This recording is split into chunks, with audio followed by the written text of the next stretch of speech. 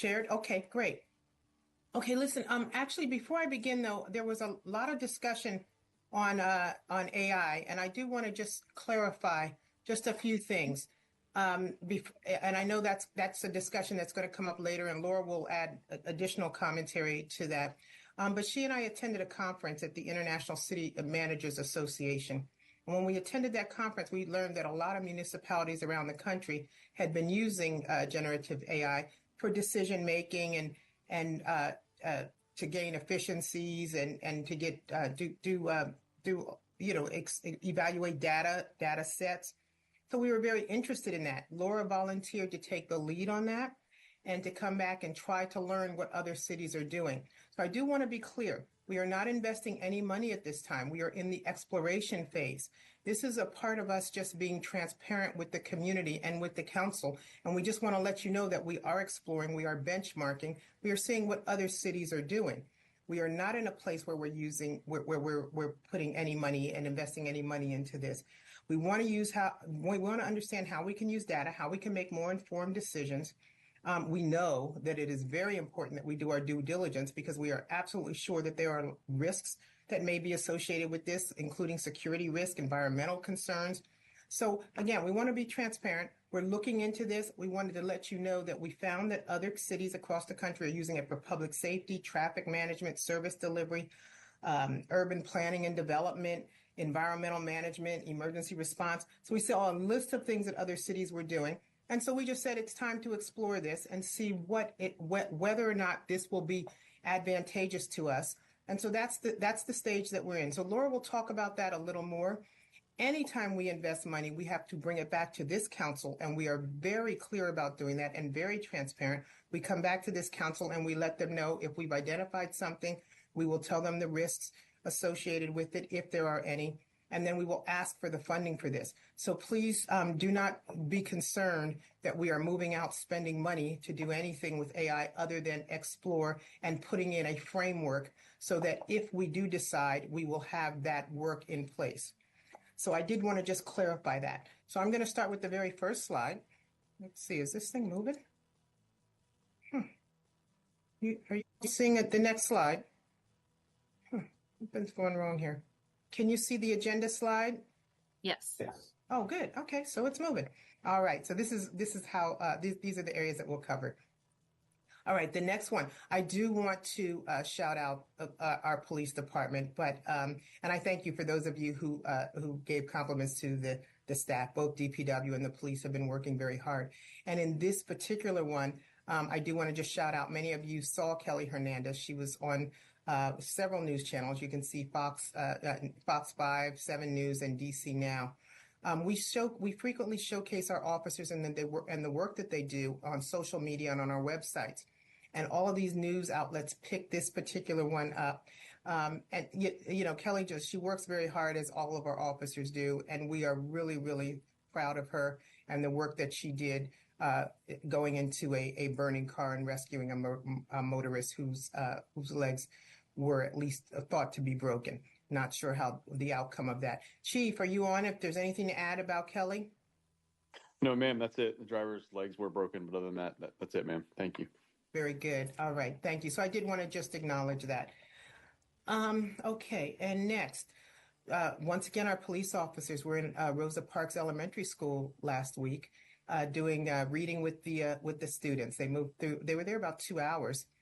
We had a really good time, and the kids, you can see in that picture to the far right, the kids were giving hugs to the police officers, and of course they love seeing Lindsay there as well. So just want to shout out our officers.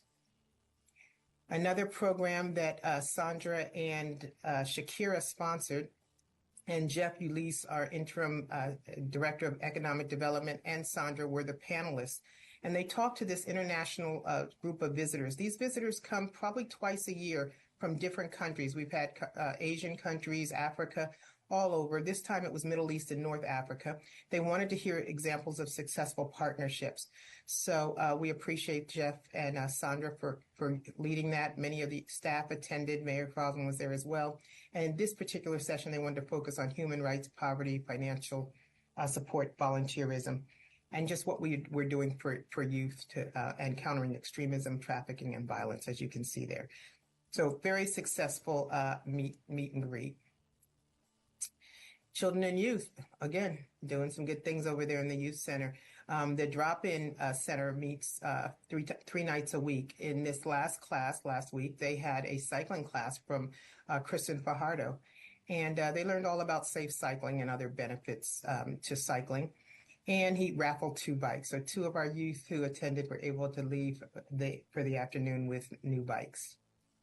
And second to last slide, we've got a few events coming up. We've got the Taste of Black History. That's going to be this Thursday, the 20th. And over in at Flavors in Ward 3. And we have a financial literacy session. That is for youth in grades 6 through 12 who attend school here in the city of Hyattsville. So look for those 2 events coming up. And then I'm going to hand this off to Ron before I go through the weekly offerings. This is just a quick audit update. We are thrilled that we finally got 23 in. So he's got it in hand. It's pretty thick. He's going through it. And we should be able to get that thing out of here within the next 2 weeks. Ron, you want to take this one? Thank you, City Administrator. Yes, thank you so much. Good evening, council and citizens. Did I lose you? Nope, we got you. Great. Yes, just a quick update, just kind of following behind City Administrator Douglas. Yes, so I have a final draft of FY23. We are a couple of weeks behind the planned schedule to complete and file. What I didn't take into consideration, what I didn't know was the current outgoing CPA firm staff was out the first 2 weeks of January, so that pretty much put us behind a couple of weeks. But again, I'm confident that we can complete FY23 and get that submitted to the state, hopefully within the next 2 weeks or less. As I mentioned before, as we talked about previously, we do have a new firm. We issued a request for proposal back in November. We selected Solenskoff and Axelrod. They will be Axelrod. They will begin working on FY24. They're going to be contracted to complete FY24, 25, and 26. I anticipate, my hope and anticipation is that we complete 23, get 24 completed by spring, and early spring. And by the time we complete fiscal year 25 is due October 31st by state law, and hopefully by the end of the year, if not completed, at least close to completion for FY25. So we're getting there. Typically, you can only get one audit done a year, but on top of the other requirements for the charter for the treasurer, I'm in the process of also crafting the FY26 budget. So I want to thank everyone for their support. My staff and I, we continue to put forth the effort to be transparent. And again, we take all of the comments very seriously, and we continue to try to be try to be diligent and get all the financial information due to this legislative body as required. Thank you. Yeah, and our new auditing firm is ready to go. So Ron said that they're anxious to get started. So we're ready as well.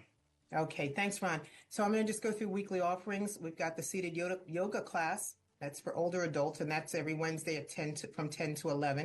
And then we also have the free Zumba class. That's Wednesdays 4 to 5. We have winter creative mind sessions. You can see the dates here, but they're starting in January. They started in January, and they'll go through March 11th. And then English sessions are on Tuesdays. Spanish sessions are Thursdays.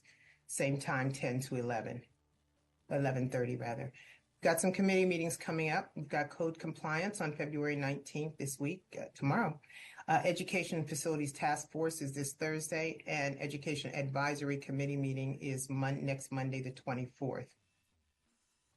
And then we've got the CERT team. That's Wednesday, tomorrow evening, right here in the building. Fields permit meeting. It's about that time now for people to start getting information on getting field permits. Camp Coach in Training, that's open now for registration. So for anyone that wants to sign up. Actually, I think, Sandra, correct me, I think it doesn't open until the 20th. So that's when they can start signing up, correct? Yes, that's actually it will open the application on the 20th for the coaches, and then the 20th would also open spring and summer camps registration for the little ones. Perfect. All right, then we've got Narcan training this Thursday as well here at the city building. I mentioned Taste of Black History, and then finally Care Partner Support Group on the 21st. And Narcan training in Spanish. Again, that's Friday. And Parent-Child Dance Party, this Saturday. Plant Propaganda Workshop is Sunday the 23rd. And Lunch and Learn Workshop, Rec Desk tutorial for older adults and for caregivers. And that's going to be on Monday the 24th. Okay, I'm going to stop share and take any questions you may have for me. Colleagues, comments or questions? Mr. Shively. Thank you. I don't need an answer on this now. I don't expect you to necessarily have one, but I just want to put a plug in. I've heard from several constituents asking about the status of the parade and if and when we may bring that parade back, desire to have it come back. So don't want to put you on the spot, but maybe I'm curious to know, too, what the long-term planning is related to the parade. Thank you. Okay, thank you. And yes, I cannot answer that at this time. We have had discussions on it because it is there is a lot of staff time involved in that, a lot of planning and a lot of coordination. So we have had discussions about it. I don't know that we have actually come to a decision on whether we'll be able to bring it back this year or not. But I will get you an answer on that after we have another meeting.